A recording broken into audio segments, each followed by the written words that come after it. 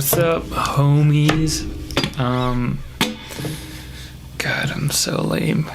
I'm gonna try and make this lesson pretty quick today. It's a rhythm lesson, and it's kind of advanced. This lesson applies to any instrument. So basically, all we're gonna do is we're gonna try and familiarize ourselves with different rhythmic subdivisions. Well, that's a bad way of putting it. Trying to get better sense of rhythm, and the way we're gonna do it is by playing the different subdivisions by themselves and different permutations of that. See that? For this lesson to apply to you, you have to already understand rhythm. Like, you have to already understand rhythm to a certain degree. Like, if I show you these, if I show you this, you gotta know that those are 16th notes. Now I numbered them, and that'll become apparent in a second. But basically, let's take a pulse. So you got your pulse. I'm using this app, Tempo. It's a great app. They should totally sponsor me. Anyways, they're not. So you've got chord notes. Now, in this lesson, there'll be multiple parts, but today we're pretty much doing quarter notes, but they're not always going to be on the beat. So obviously you can just play quarter notes, and it's a great exercise. So we could do quarter notes. We could be in everyone's favorite key of C sharp major.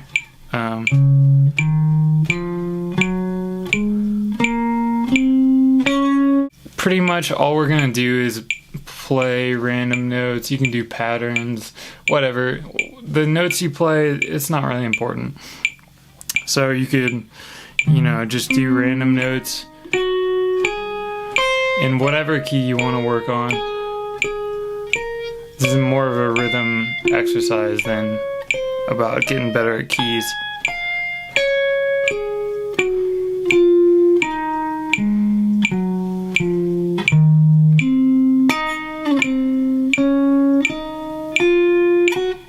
So we're pretty much gonna do that, but if you're a musician, fairly good musician already, you probably know how to play quarter notes on a pulse. It's pretty simple. So that's not really helping us too much. So what we want to do is get more familiar with playing the other parts of the subdivision. So if we've got a typical 16th note subdivision, then you've got 4 different notes you can play. You can play on the beat. You can play the 8th note upbeat.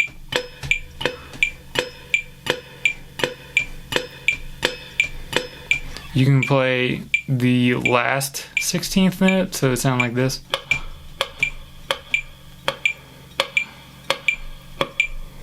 Or you can play a second 16th note.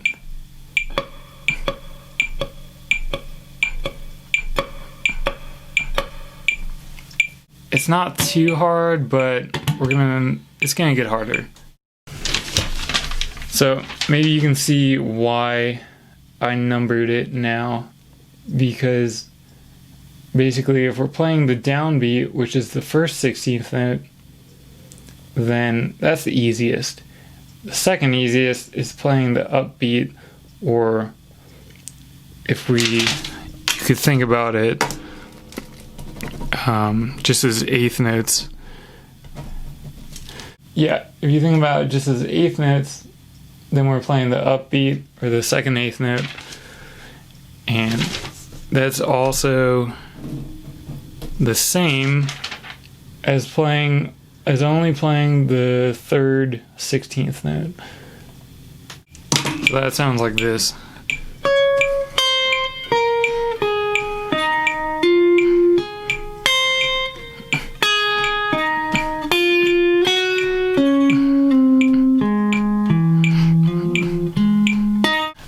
So that's not too hard at this tempo and in this context. The important thing is that you get good at all these different subdivisions and try to be as precise as possible.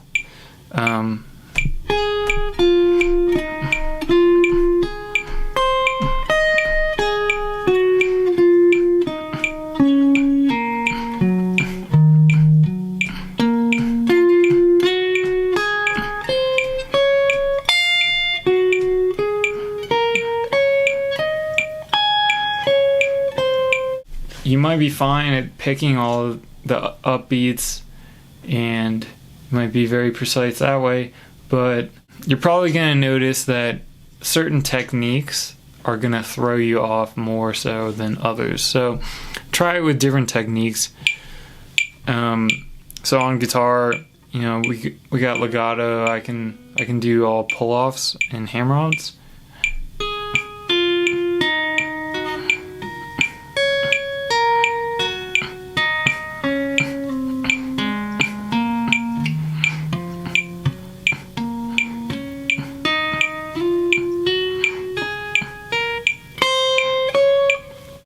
You could use all hybrid picking.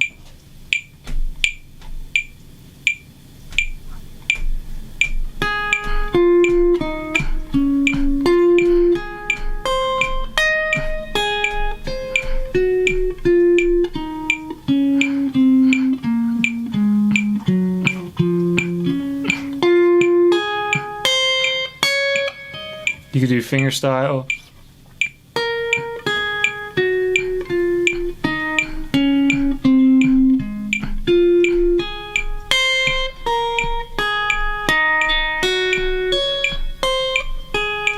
I know for me, I'm definitely going to be weaker rhythmically with fingerstyle and hybrid picking because I've been kind of lazy about it lately. You know, you want to try out all this different stuff. I know for me, I would definitely need to work on my pinky and probably my middle finger if I'm holding my pick in here. But you know, try out different techniques. We can also do tapping.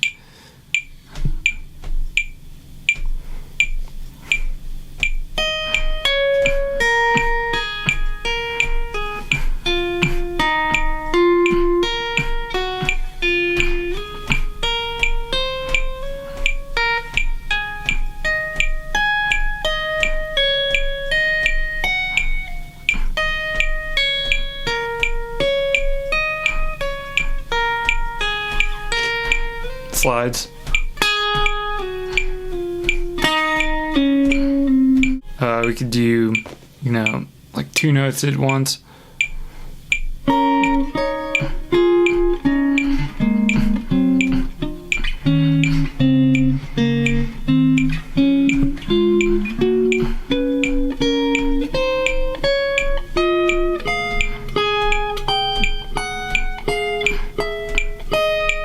I numbered them based on how hard I think each one is. And so the next one is going to be the last 16th note.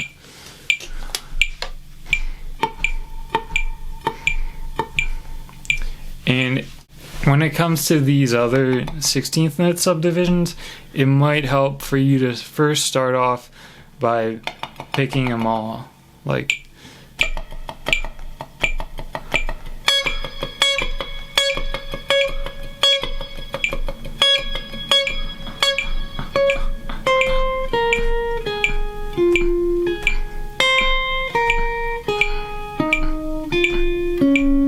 so I started off picking them all to kind of get the feel for where that last 16th note falls.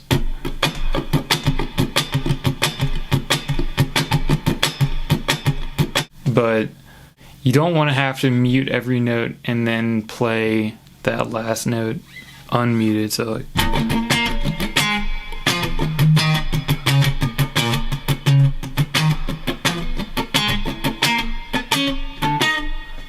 like it's not the worst to do that.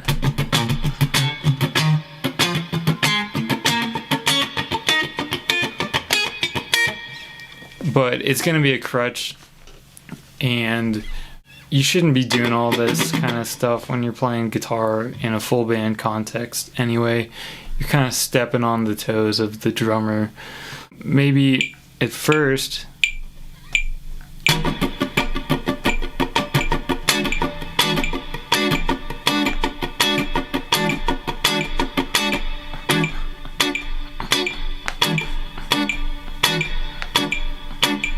so I kind of used the strumming to get my bearings, but then I left out all that nonsense.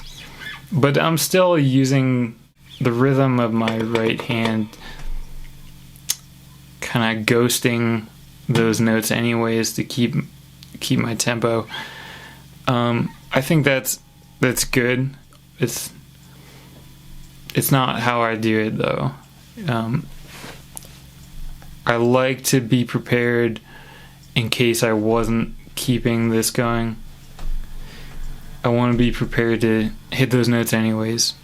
Another thing you can do, so if you've got this app or anything like it, let's see if we can focus. Come on, camera. There we go.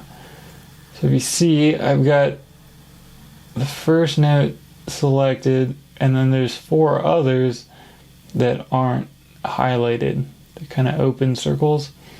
So I can click on those, and then I can have it play that note. So now I'm having the metronome help me out. You can hear that. So now the metronome's playing that last 16th note to kind of help you out.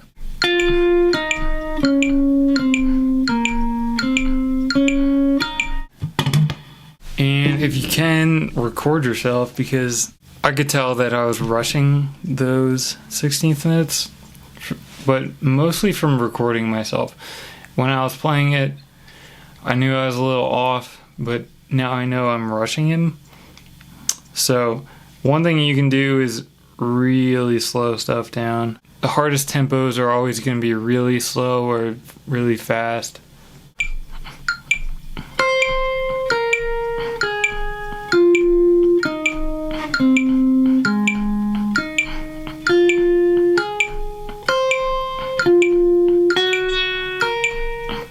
I'm still rushing them, so let me see. Let's go slower.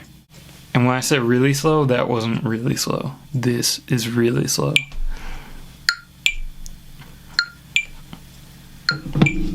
Tempos like this are more of a meditation than anything else.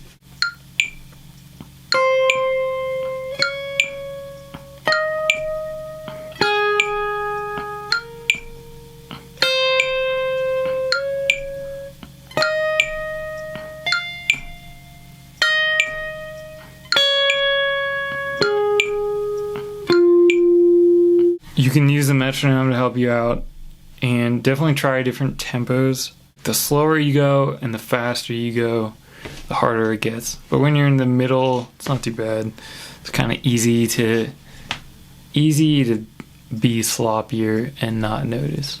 Before I move on to the next 16th note, I'm gonna do it with a drum beat.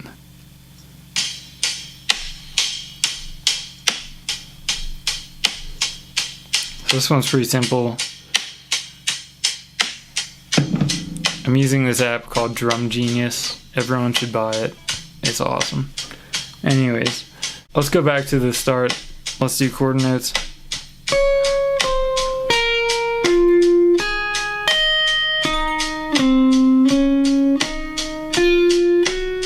And the reason we're using a drum beat is because metronomes are really helpful for precision, but you're not really gonna sound that musical if you always play with a metronome. Guthrie Govan says he doesn't even practice with a metronome, which I think is kind of wrong, but hey, he's Guthrie. He knows best. Yeah, who am I to say, really? It's Guthrie. Okay, so So let's move on to the 8th note upbeat. So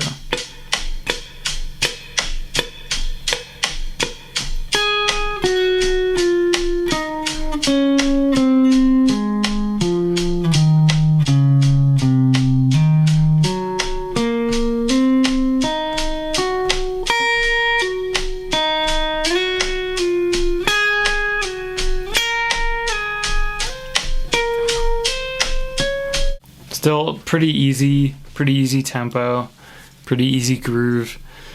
Now let's try that last 16th note.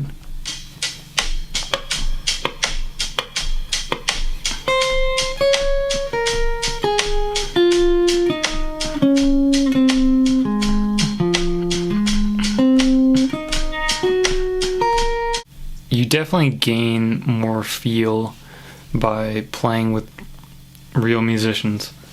I mean, that's just the truth. A metronome is a robot, and we don't want to sound robotic, but that's not the trash on metronomes, because I love metronomes. So let's try the next one, which is the second 16th note, which is the hardest one. So we're only playing the second guy.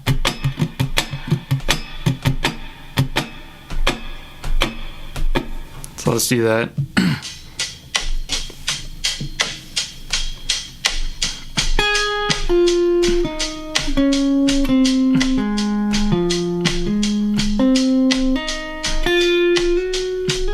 That's not too hard. And again, you can use your metronome to help hear it. So if you look, come on camera, I've got it set up so that it's playing the first 16th note and the second 16th note.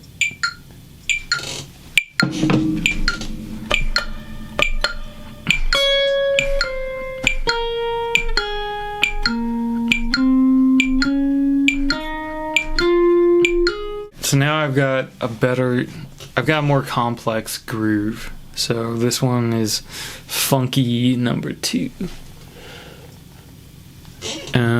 Based off some James Brown stuff. And so let's do them all with this one now.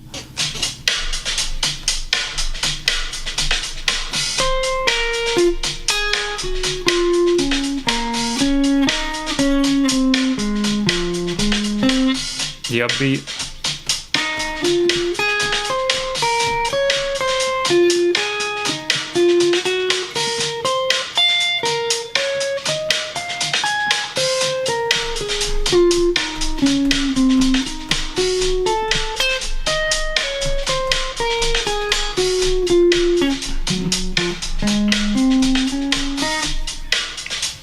So now we'll do the last 16th note.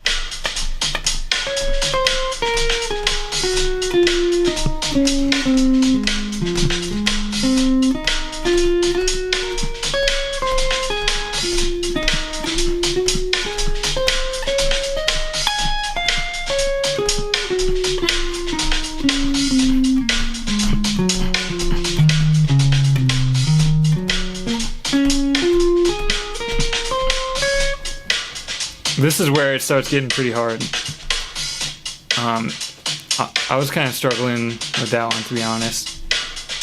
You know, in these tempos and faster, the last 16th note and the second 16th note get pretty tricky. So let's do the second.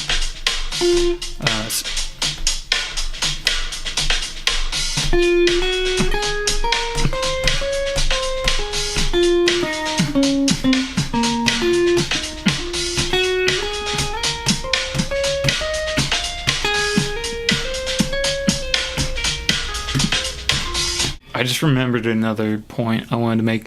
So when these are still hard, you don't have to play constant quarter notes. So what I'm saying is, if it's hard for you to play the second 16th note or the last 16th note or whatever, then you don't have to play them constantly. Like if the pulse is here,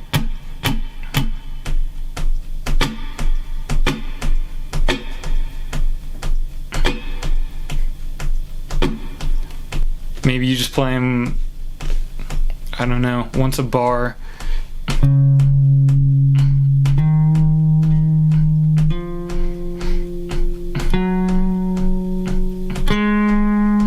There are ways to remove the stress if it's challenging, and we want to be nice and comfortable with this stuff. We don't want to get all stressed out just to play the second 16th note by itself. So let's try it again.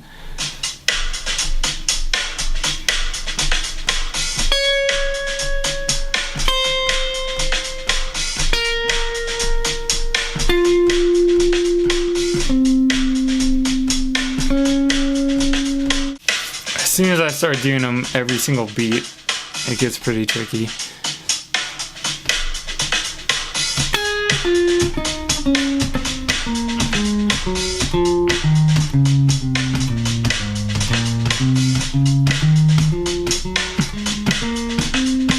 What you're gonna find with the second 16th note and the last 16th note is you're gonna wanna either rush or drag and basically end up on one of these 8th notes instead.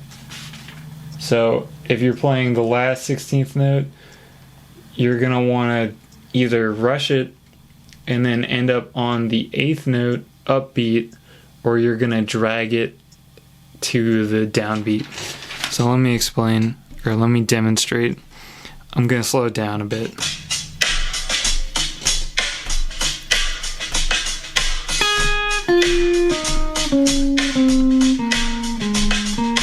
Now I'm gonna rush it, and it's gonna end up on the 8th note upbeat.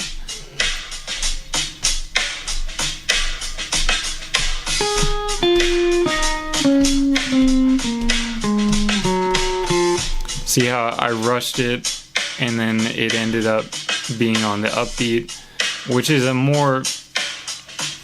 it's way easier to sit there than on the last 16th note. Now let me demonstrate dragging it, and I'm gonna end up on the downbeat.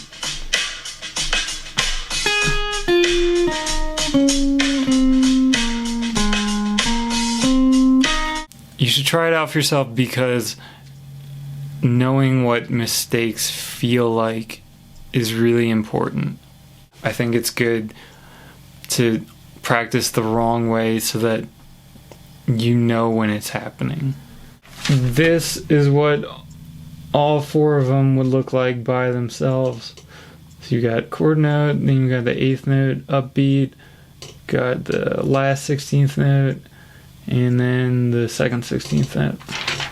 So you're just isolating each part of the subdivision to get comfortable with them on their own. And really, it's the second 16th note and the last 16th note that are the hardest. And as soon as you start increasing the tempo, it gets really tricky really quick. But have fun with it. I wasn't happy with how I summed up the lesson earlier, so here I am. Okay, so to sum up the lesson, basically, you're trying out all the different subdivisions, and each rhythm looks like this. Come on now. And just because you can do it, say you're keeping your picking hand like this, constantly moving, just because you can do them all that way doesn't mean you can do it accurately, say sweeping or just not keeping this motion going. Just because you can do it accurately picking everything with a pick doesn't mean you can do it accurately with hybrid picking or fingerstyle. Just because you can do it accurately with your middle finger doesn't mean you'll be accurate with your pinky. You gotta work on this stuff with different techniques. Sliding is a big one that's neglected rhythmically. Tapping, most people don't really focus on rhythm with tapping. So use different techniques, use different dynamics, use different tone, you know, like try picking closer to the bridge, try picking closer to the neck. You know, all this stuff matters. Yeah, try using different grooves. Just because you can do it with a metronome doesn't mean you can do it with a Latin groove. That's probably going to throw you off the most. Throws me off the most. And yeah.